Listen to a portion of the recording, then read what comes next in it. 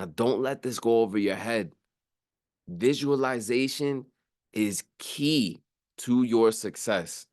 If it exists up here, it will exist out there.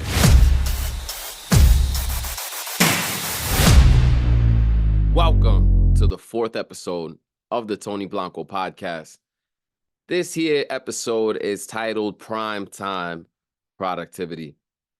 What it's about is stimulating your mind and your body to work in cohesiveness for your productivity.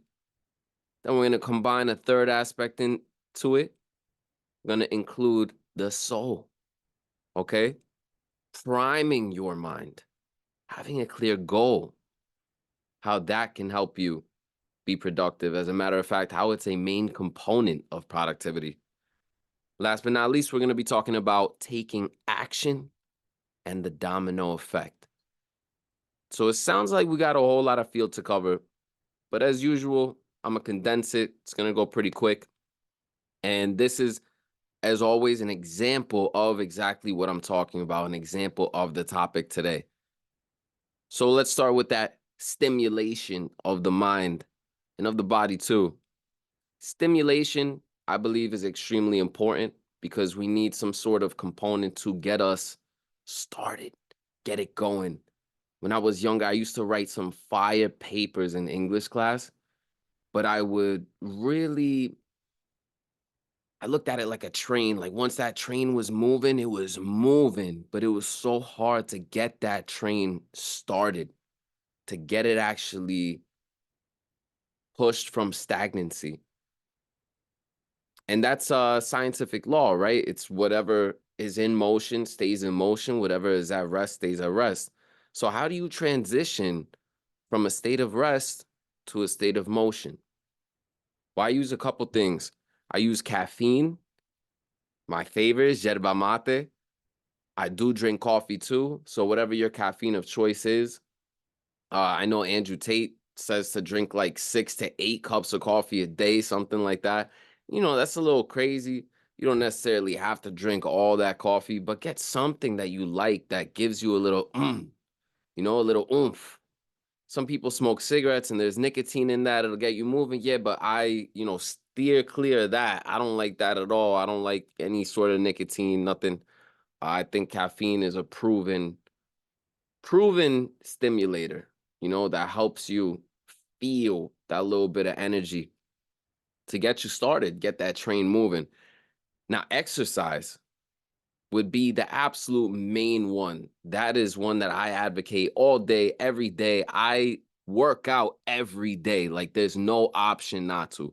Yeah, I'm gonna have like 1 or 2 days max a week if I have work, and I'm working a double that day, and that's gonna, take out the ability to work out, then whatever. I look at it as like, all right, that's a rest day that was necessary, that I didn't necessarily plan for myself, but the universe has a funny way of making things happen. God has a plan. You got to follow that plan, right? You could help yourself, and God has a plan for you. He wants you to succeed. You just got to get things pushed in motion and learn to let go. Some things, like I said, if I need to have a rest day, I look at it in a positive light. Like, oh, okay, cool. I didn't plan for that rest day, but I'm working a double that day. Got to do what I got to do. That's it, right? And I could feel it in my muscles. They're thanking me. They're like, yo, thank you, bro. Thanks for the fucking day off. It's like, yo, I got you, right? Caffeine, I stand by that. Exercise, definitely stand by that. And a lot of people say like, oh, but I can't. I don't have the time. I don't have the energy. Yo, we could shoot down any one of those arguments, bro. For example, if you don't have the time, like you really gonna sit there and say that? Even when I do work a double, I come home and I watch Netflix because I want to relax. So it's like I did have a choice that day. I know personally I could have worked out if I really wanted to, but what took precedent on a day like that was that I wanted to rest. Now, you personally, if you're saying you don't have time to work out, period, that's crazy. You got to reevaluate your priorities, you know? Exercise is a non-negotiable. It's not like something like, oh, okay, I'll get to it one day. Nah, nah, nah, nah, nah. It doesn't work like that. You work out so you prolong your life. You work out so you could live with better functionality, so you could live with better health, more optimal, more strength, better you. You feel good about yourself. When you feel good, it shows, it glows. You know what I'm saying? And when people say, I don't have the energy to work out. Well, what if I told you that when you work out, you get more energy to be able to do your normal day-to-day stuff with more vigor? You know what I mean? That's my argument for that. It's like if you, oh, I don't have the energy, then you need to work out. That's a fact. And that's why I like caffeine. Because in the morning, I'm a slow riser, bro. Anybody that knows me personally knows I do not get up on my own accord until like 12:31. But if I have something planned for that morning, I'm up. I force myself to get up because mind over matter. But on a day where it's just like, I know that I could do all my stuff later in the day, I love the nighttime, you know? It's not like I'm sleeping like 14-hour periods. Like I'm only sleeping the normal amount, but where it is on the schedule, maybe a little like I'm a night person. So I like to be up at night. I like to do stuff at night and I like to sleep through the morning, you know? So don't let people fool you when it's like, oh yeah, I'm up at 6 o'clock in the morning. Okay, yeah, but when did you go to sleep? 9 o'clock? Really? For some people like me, that's like the most productive time is 9, 10 o'clock. I don't want to be in bed sleeping. I want to be thinking, doing, creating. Everybody's an individual. So like all of my videos, all of my advice, anything that I would tell you, it's just to get you rolling and going on your own thing. And whatever works for you as an individual works for you as an individual. You got to understand that. It's not one size fits all. That's crazy. It's whatever I could say to spark a thought within you to develop your own lifestyle and your own sense of being, your own wellness. You get it? So exercise, non-negotiable, little bit of caffeine. I know some people who don't drink caffeine. That's cool. I'm sure they have their reasons, whatever. Anyway, moving on to the next thing. Prime your mind. Now, I said that when we talk about the second topic, we're going to be bringing in the spiritual aspect of it too. And what I mean by that is that when I say prime your mind, I'll give you an example of which I noticed that for episode 3, I was having a little bit of trouble recording it. And I went through like 30 takes, this and the third. It wouldn't work for me. I kept on deleting it, stopping it, deleting it. And then I said, yo, you know what? I'm done. The next day I hit it again. But first I freestyled. And then I realized, yo, I just unlocked the key. Like if I freestyle, I connect to my subconscious and I get into this like, ooh, the energy gets hype. I'm good to hit the video camera. Then I'm more me. I'm more myself. Because our subconscious, that's us. You know how they say, oh, you got to reprogram your subconscious to be successful? That's in a book right now that I'm reading, Psycho-Cybernetics. Highly recommend it. And the book before that I read was Think and Grow Rich. They talk about the same thing. It's all in the subconscious. That's why some people who have a negative outlook on life, they play victim and this, that, and the third. That's how they view reality because your perception is your reality. Luckily, you have control over that through meditation, positive thinking, reframing, framing things in a certain way so that you are thinking empowered thoughts and you are using language patterns that empower you. Nobody else has control of your life. Nobody else can make your life crap. It's up to you. How much they affect your life and how much external factors affect your life is how much you allow those external factors to dictate your life and how you feel about yourself. So this priming your mind, I freestyled before the video and I realized, yo, I feel primed now, ready to do it. And part of that too was another aspect of episode 3 before I got that successful recording done was that I had a clear goal in mind and I was visualizing. Now, don't let this go over your head. Visualization is key to your success. If it exists up here, it will exist out there. But if it doesn't even exist in your mind, then don't even, bro, it's not happening. You gotta see it.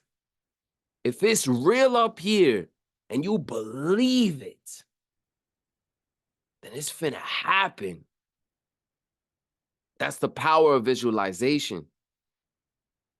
I told myself, I have a great podcast. I bring value to people. People watch my podcast. I'm a great podcaster. And then I did it. I primed my mind. I had a clear goal and I visualized it. I made myself believe it and I programmed my subconscious to do what I wanted it to do.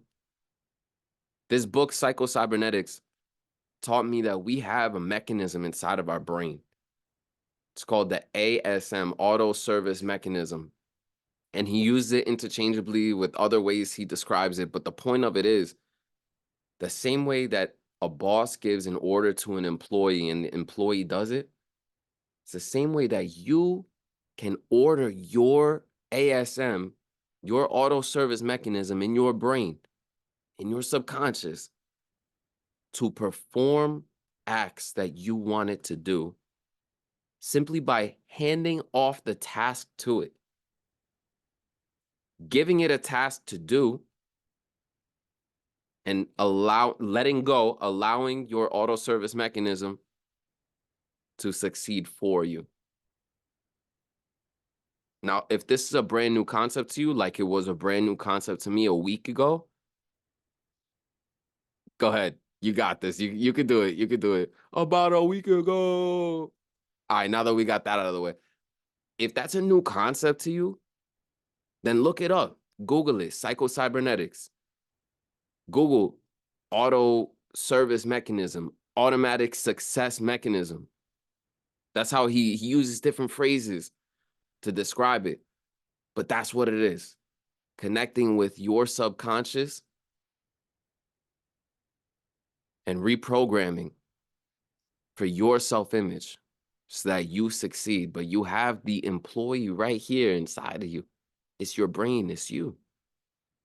You need to direct it. You need to be the manager and the boss, but not a micromanager. He's very clear on that. When we try to do things completely with our conscious that we should have just handed off to our subconscious, that's when we might be, applying too much pressure to ourselves, taking on too much stress, and not allowing ourselves to actually function at full capability.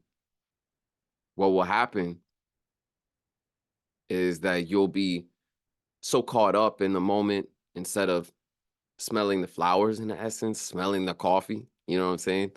Allowing for things to unroll the way that they're supposed to unroll, you'll be blocking your own success.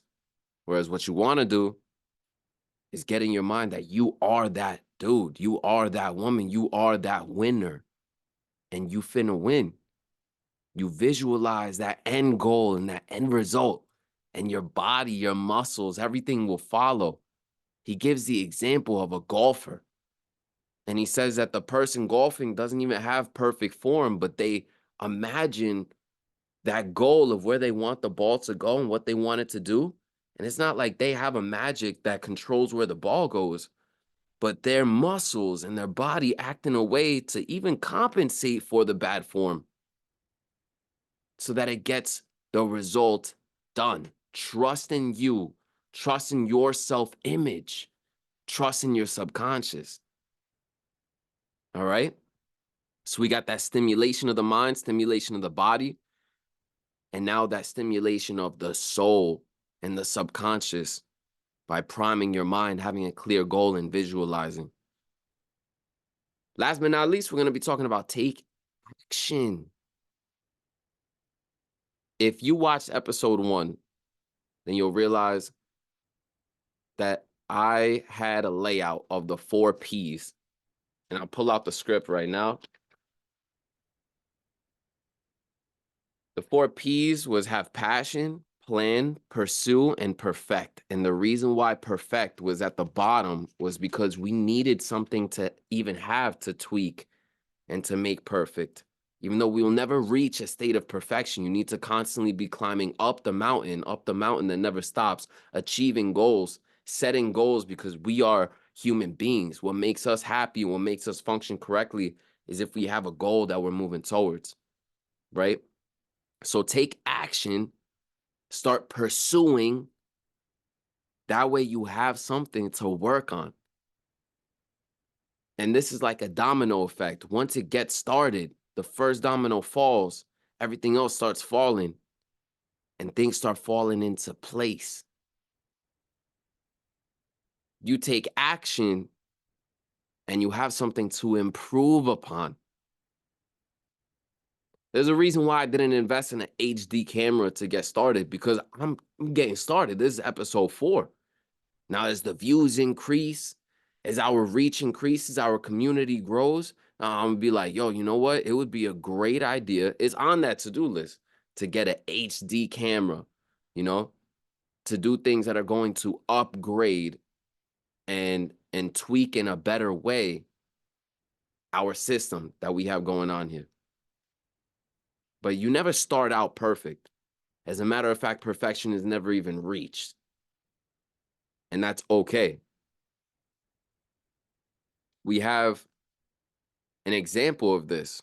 So when I freestyle, you know, and when you watch a video of a rapper talking about how he freestyles, how they freestyle, you may hear a concept of like just start, you know, and then the next line will come to you based on what the line you just said was. So you just get started, you say something, and then you just keep on piggybacking off of the last one. And that last thought that you had, the last thing that you said, will actually open up a new thought to you, and you run with that. You keep on going with the new thoughts. Think about when you're having a great conversation with somebody and things are flowing. The conversation happens naturally. That first domino falls. Hey, how are you? How's everything going? And then you continue from there. They say what's going on. It sparks a conversation. That conversation sparks into another conversation. That topic goes into another topic. See, that's how we are. In freestyling conversation, podcast interviews, all stuff like that. You know, just get started. And then you'll be able to tweak and make better.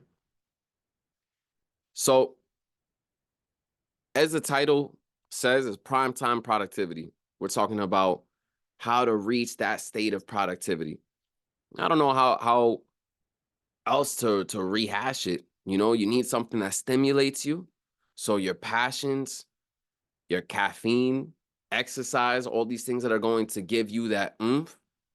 And then we got the priming of the mind, that clear goal, that visualization, adding the aspect of your soul into it and giving the order to your subconscious to make that happen. And then we take action. We get started. Things will happen from there.